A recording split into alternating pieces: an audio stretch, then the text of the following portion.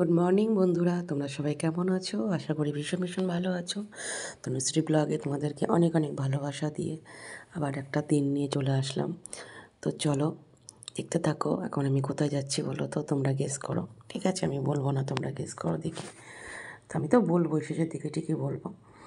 তো সকালবেলায় বেরিয়ে পড়লাম। আর এই দেখো কিরম জাম, দেখো রাস্তায় দেখতে পাচ্ছ কিরম জাম।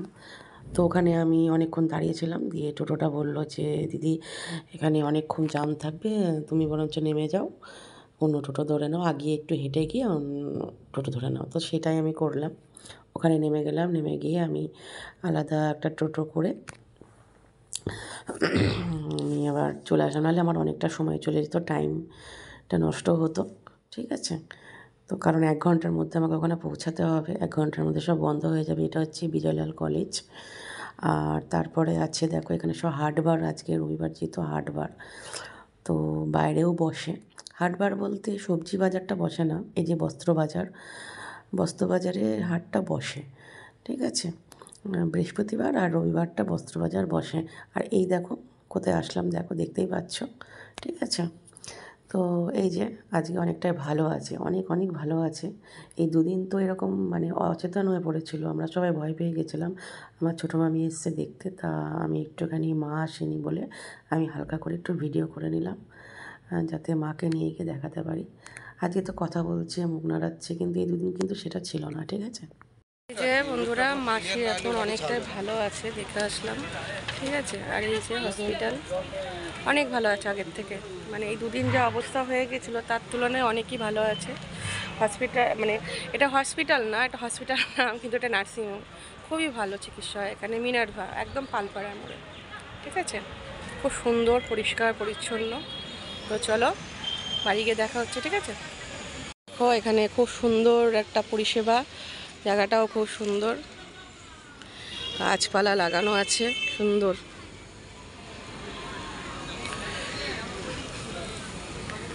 এই যে খুবই সুন্দর পরিবেশ, মনোরম। মানে এখানে ভর্তি করা হলো বলেই মাসি বেঁচে গেল এই যাত্রা, না হলে কিন্তু মাসিকে বাঁচানো খুব কঠিন হয়ে যেত। চলো পরে।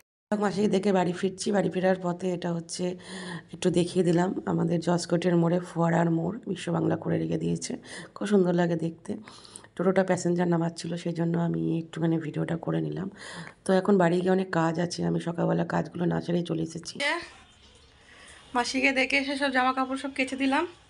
এই যে সব কেচে দিয়েছি, কম্পোর্ট দিয়ে সব কেচে দিয়েছি।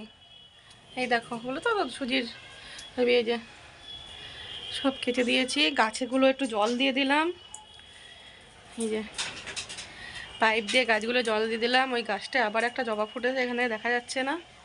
ঠিক আছে, দেখতে পাচ্ছ? দাঁড়াও, ব্যাক ক্যামেরা করলে দেখতে পারবো। দাঁড়াও, ওই দেখো, দেখতে পাচ্ছ না? কোনো জিনিস না ভালো করে না দেখাতে পারলে ভালো লাগে না। এই যে দেখতে পাচ্ছ এবার, এই যে এই দেখো, আবার একটা জবা হয়েছে। গাছটা যা দারুণ জবা দিল না, ফুল দিল। এখন অনেক কুড়ি আছে, এখনো দেবে। এগুলো সব হচ্ছে সেই নয়নতারা। আর এই গাছটায় যে কি ফুল ফুটবে, কি আমার মনে হচ্ছে এই ফুলই ফুটবে না কি, কিছু বুঝতে পারছি না। দেখো কুড়ি হয়েছে। চলো নিচে যাই। উফ, শীতের রোদ্রায় থাকতে হেভি লাগে। শীতের রোদটায় থাকতে হেভি লাগে। পাটা ধুয়ে নি বাবা, মাটি সব মাটি হয়ে গেল, এটা পড়ে গেল।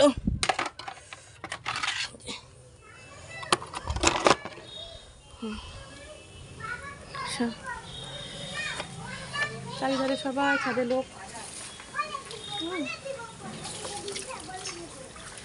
এই যে